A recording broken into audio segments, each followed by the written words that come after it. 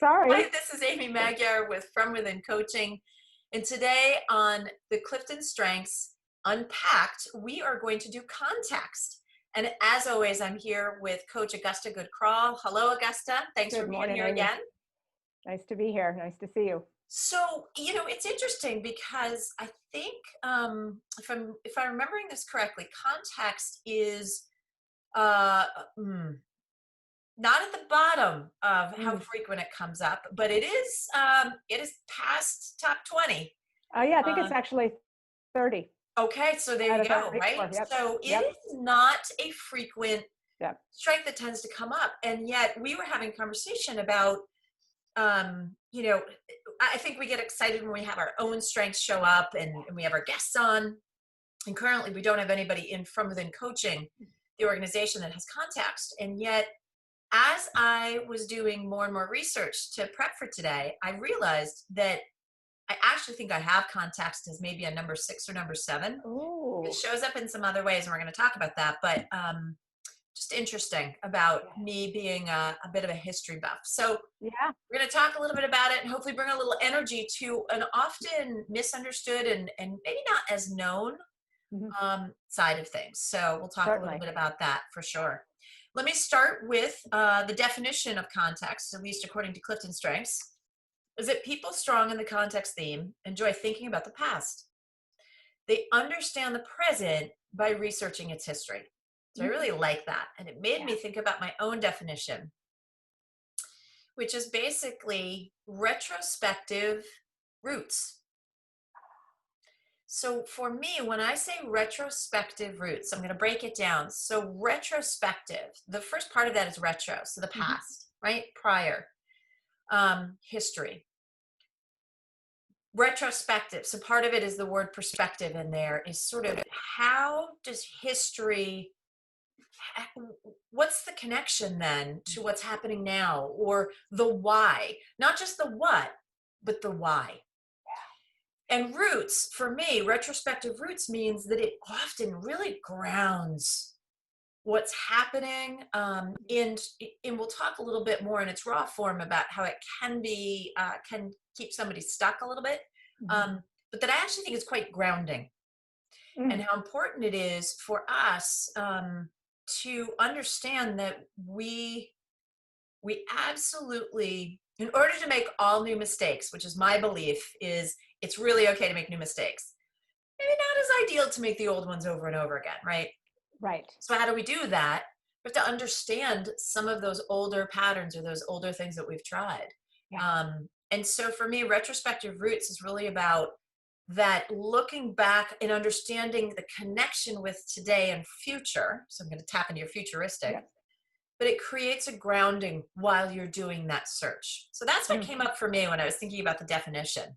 Yeah, I really like that, and that gave a great visual to me of the roots and then the grounding into that, because I also see it very much as utilizing the past to make sense of the present, or to plan for how to move forward. And Yes. when you talk about the roots, that is such a beautiful visual in the depth. There's a depth to it, where I was kind of thinking blueprint, maybe, was Yeah, a yeah. word I was thinking of. Oh, But sure. I like the roots, because it gives, when we think of looking to the past in order to make sense of the future, one can kind of get stuck in the logic around that, for sure. And I know we're going to discuss a lot of this, but just having that depth to the definition, I think is wonderful.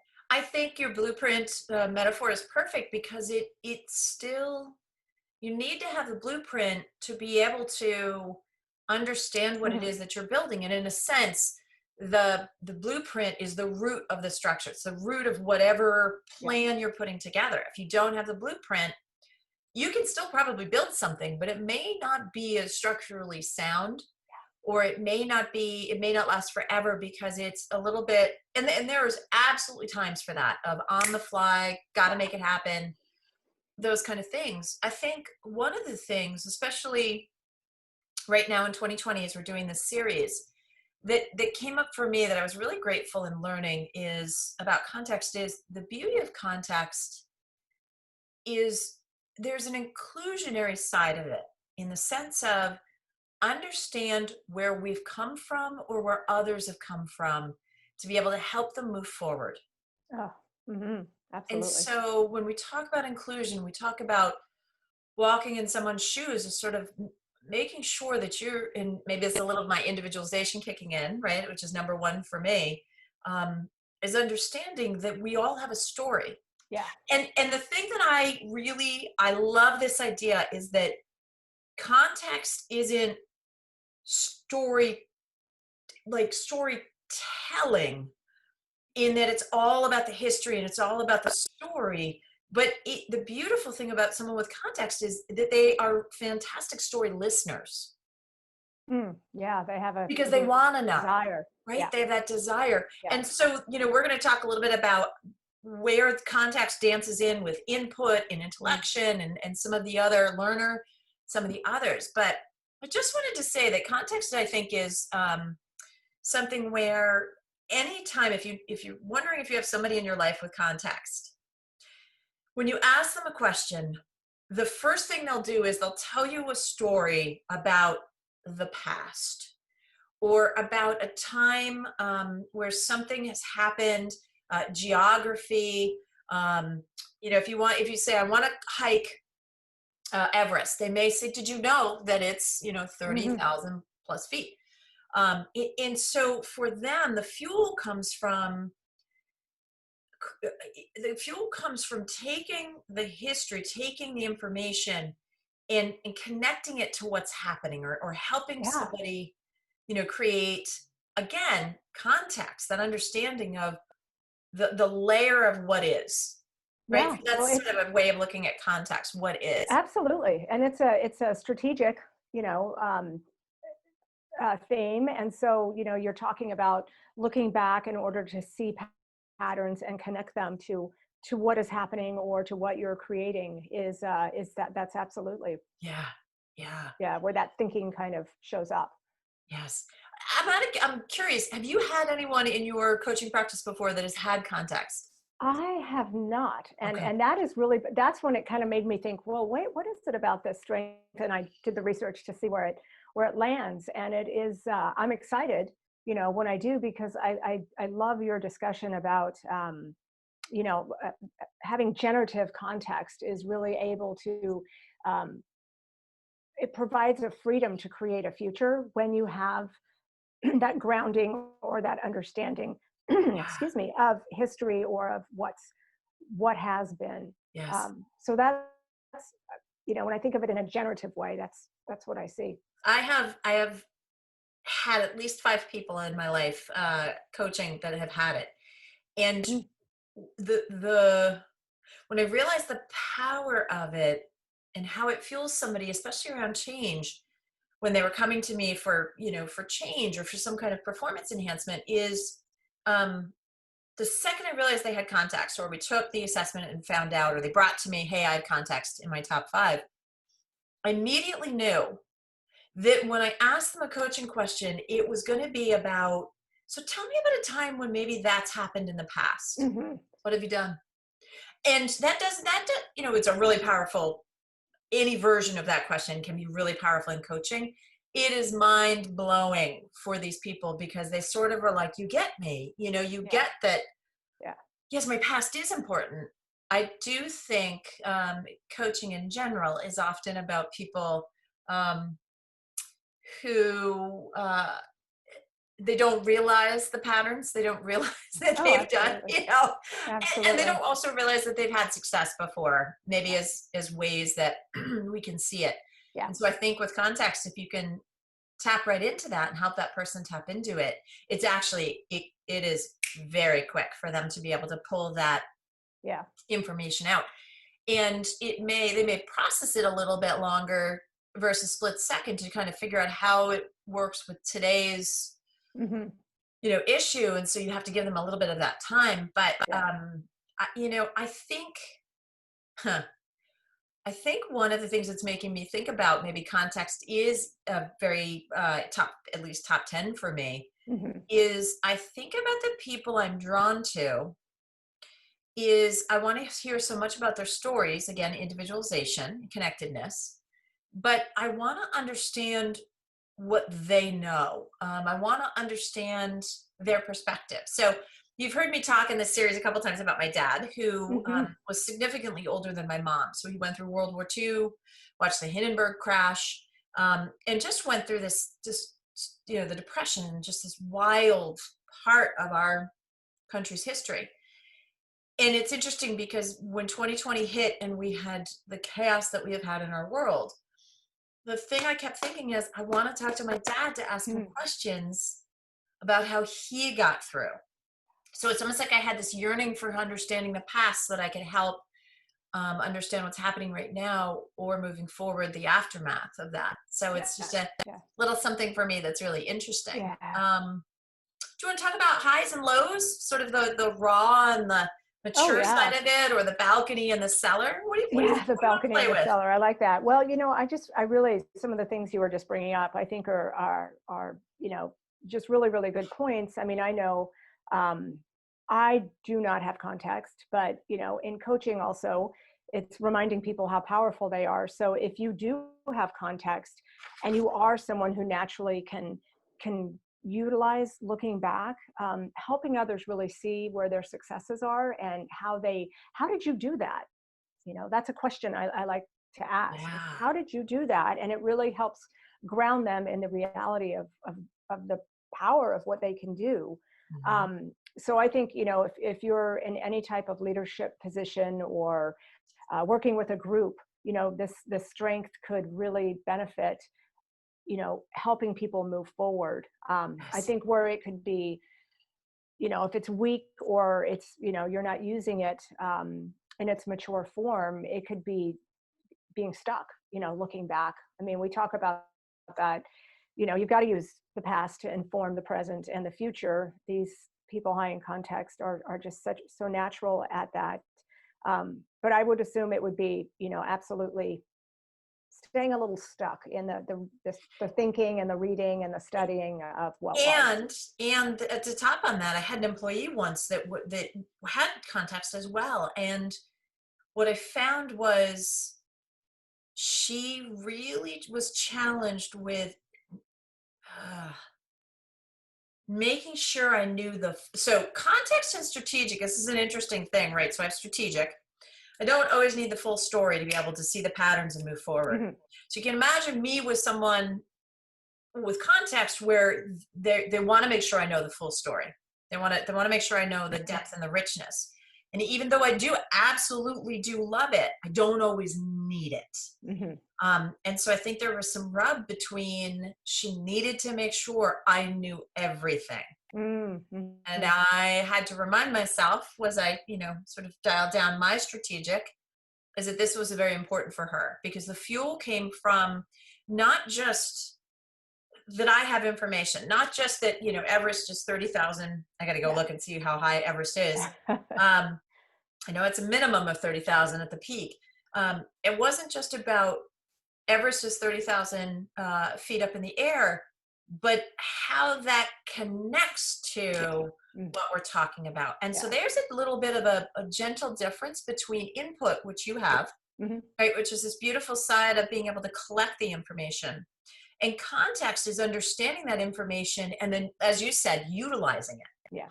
right? Yeah. So it's this thing of, I think when we have a leader with context, the beauty of them, and this goes back to me using that roots sort of Mhm. metaphor, is they can be quite grounded because they're going to help you not make the same mistakes, right? In the mature form of that. Right. Right. Yet, they may, before they give you the answer, they're going to tell you a historical story about something that happened in the organization or about somebody tried that or whatever it is. And so understanding that that could be seen as old school, right? Mhm.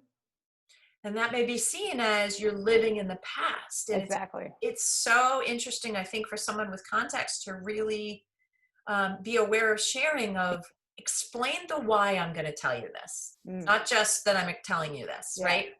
And that Yeah. maybe helps if you've been teased in a meeting before where they're like, oh, Larry's going to tell us a story.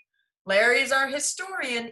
Larry needs to step up and say, I'm going to help you connect some dots here based on what's happening here with little story. And just being aware, again, not everybody needs the full story. But a part of that story is super important for that, Absolutely. for context, if we don't want to make the same mistakes over and over again. Which is, again, it's interesting to me that it's 30 out of the 34. Yeah. It's a very beneficial strength, I think, for anybody planning, present and or future, especially in a time like this when there's so much change. How can the past inform the future, but not?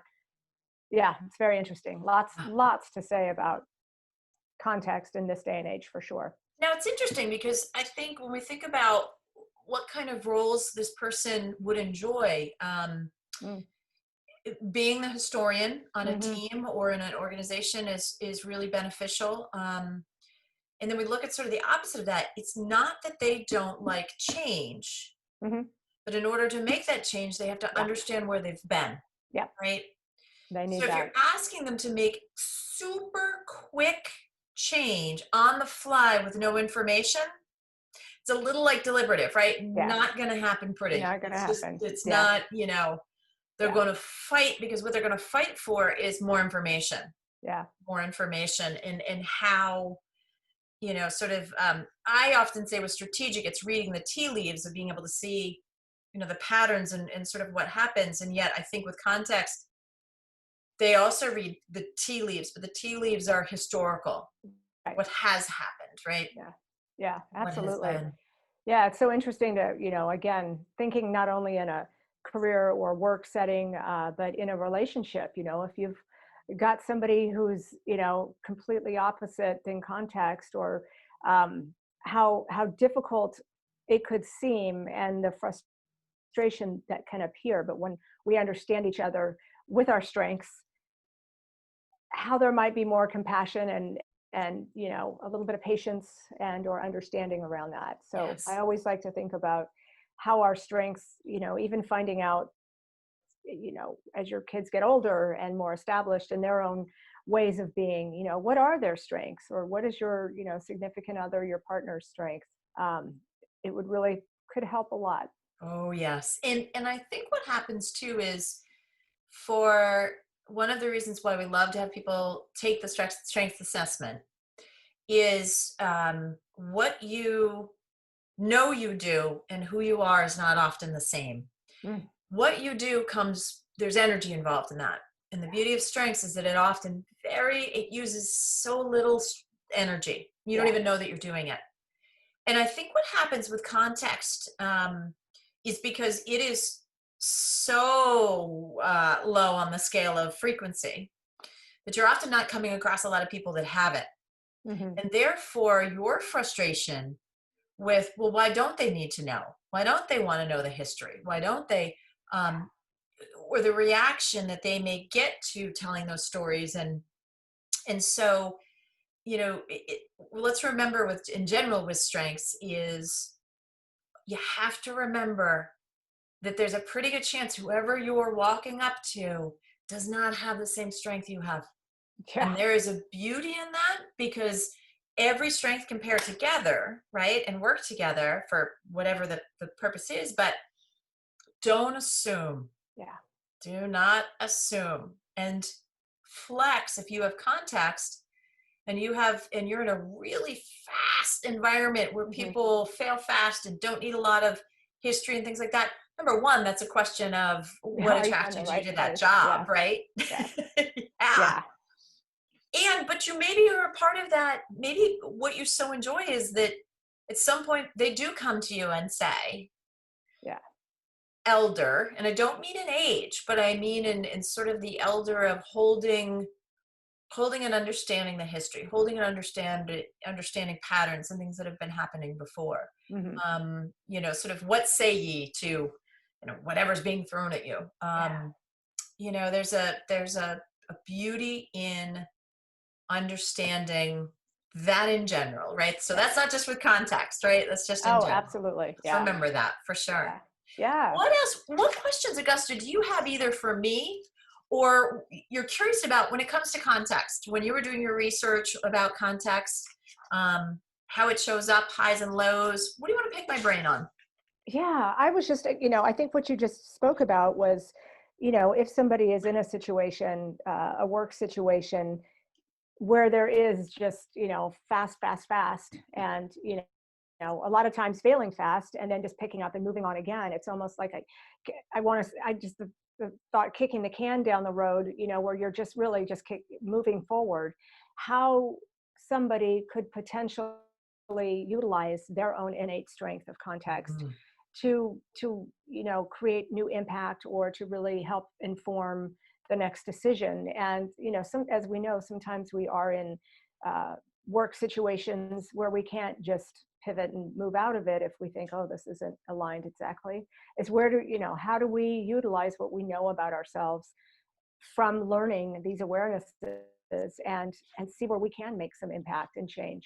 So I think that's such a great question. I think there's an opportunity to remember it's not just 100 years ago we tried this, or 100 years ago this went this way. Some of being the retrospective route for an organization when things are happening so fast is even just reminding somebody about the steps that were taken. So it Yeah, doesn't have to exactly. be the content in the Huge steps, past. Yeah. right? So one of the things that the CliftonStrengths organization Gallup did really well was talking about this idea that sometimes with people with context, they will look at a map and they never need to look at it again.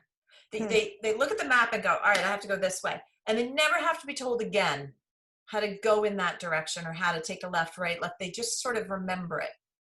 And I think one of the things that can happen is it's a beautiful thing of being able to say, as somebody's trying to, whether it's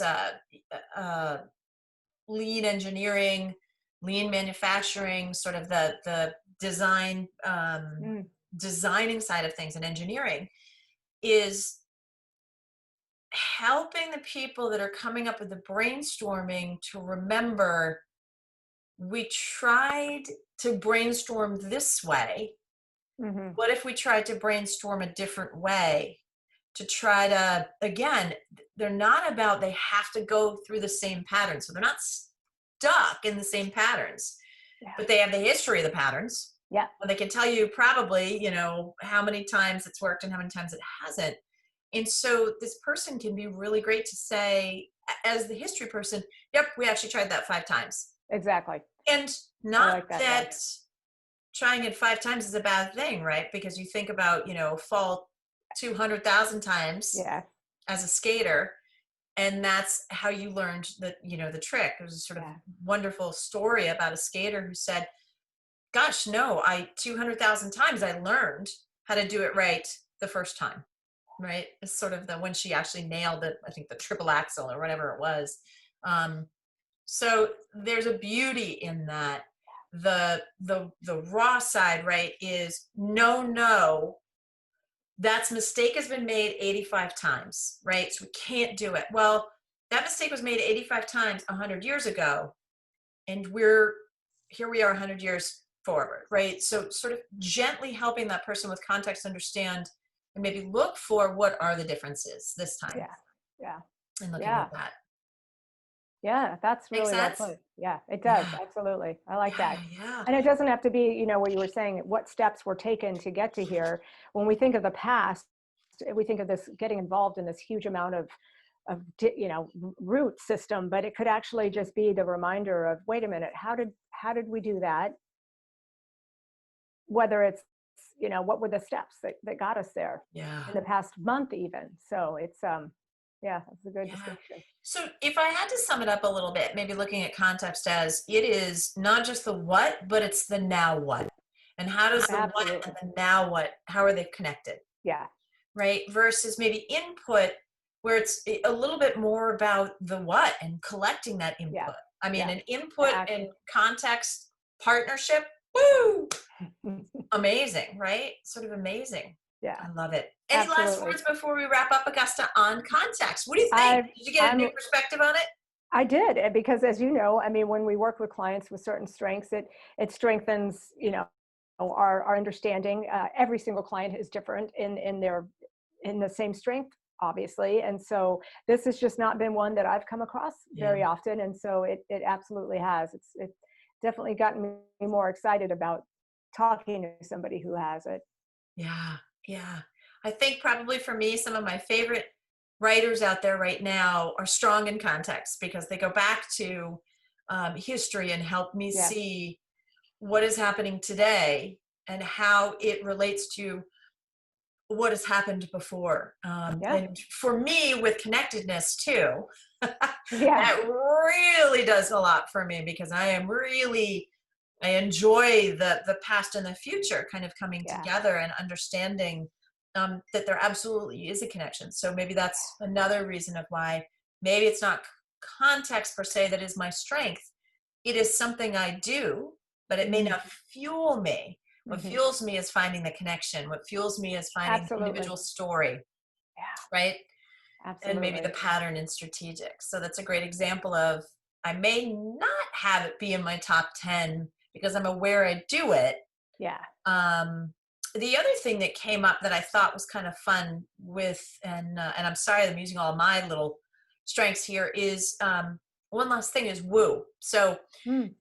woo is winning others over. And I think what's interesting is how I help win others over to ideas, to products when I was in product, to other people, to whatever it is, selling them on a new book that I just absolutely love and want them to know about. Is that I often use context and that I will tell a story and help them connect. Mm. Because I think the storytelling and story listening really helps create that line and that connection. And Absolutely. so, yeah, I think how I succeed as a woo is probably making sure that I always have some sort of story for them to Yeah. help them understand the connection that they have. So there's sort of connectedness and Mm. context there. Yeah.